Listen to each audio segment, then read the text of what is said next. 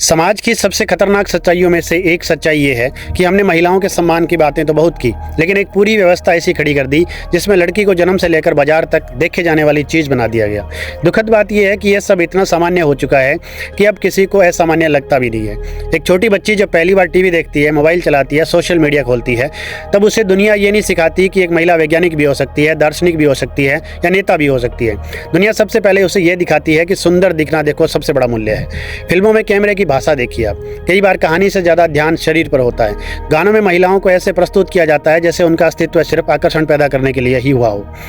गानों के बोलों में सम्मान कम और उपभोक्ता की मानसिकता ज़्यादा दिखाई देती है। विज्ञापन देखिए, कार बेचनी हो, परफ्यूम बेचना हो, मोबाइल बेचना हो, यहाँ तक कि टूथपेस्ट बेचना हो, महिला शरीर को मार्केटिंग टूल बना दिया जाता है। मानो किसी भी चीज़ को बेचने के लिए महिला की उपस्थिति होना बहुत ज़रूरी है।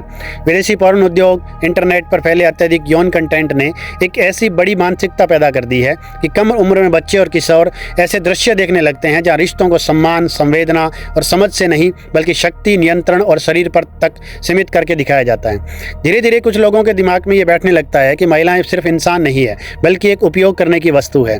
फिर वही सोच वास्तविक जीवन में उतरती है। सड़क पर लड़की दिखे तो टिप्पणी, ऑफिस में हो तो बाहरी रूप से चर्चा, सोशल मीडिया पर हो तो शरीर पर टिप्पणियाँ, और अगर कोई महिला विरोध करे तो उसी को गलत साबित करने की कोशिश की जाती है। शादियों को देख लीजिए आप, जहाँ कभी परिवार, संस्कार और रिश्तों का उत्सव हुआ करता था, वहाँ अब कई जगह महिलाओं को सिर्फ मनोरंजन का माध्यम बना दिया गया है। ऑर्केस्ट्रा, डांस स्टेज और दिखावे की संस्कृति में कई बार महिला को एक इंसान नहीं बल्कि भीड़ को आकर्षित करने वाली चीज़ की तरह पेश किया जाता है। आप स्पोर्ट्स में चले जाइए, मैच खिलाड़ियों का होता है लेकिन दर्शकों को बांधे रखने के लिए ग्लैमर का इस्तेमाल किया जाता है। क्यों? क्योंकि बाजार जानता है कि महिला शरीर को आकर्षण के रूप में बेचकर ज़्यादा पैसा कमाया जा सकता है।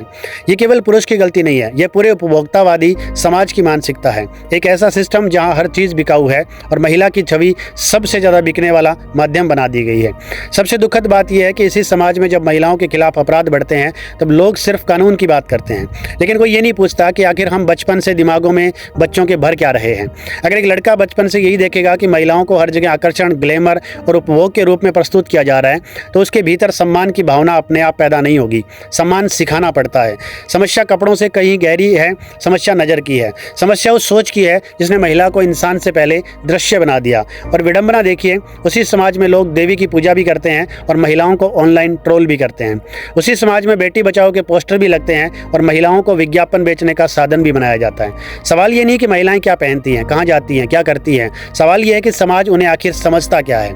जब तक महिला को पूर्ण इंसान की तरह नहीं देखा जाएगा, उसकी बुद्धि, भावनाएं, संघर्ष और व्यक्तित्व को महत्व नहीं दिया जाएगा, तब तक सम्मान के सारे भाषण खोखले ही लगेंगे। सभ्यता की असली पहचान ये नहीं कि उसके शहर कितने चमकदार हैं। असली पहचान ये है कि वह अपने समाज की महिलाओं को इंसान मानती भी है या बाजार का सिर्फ एक सम्मान मानती है।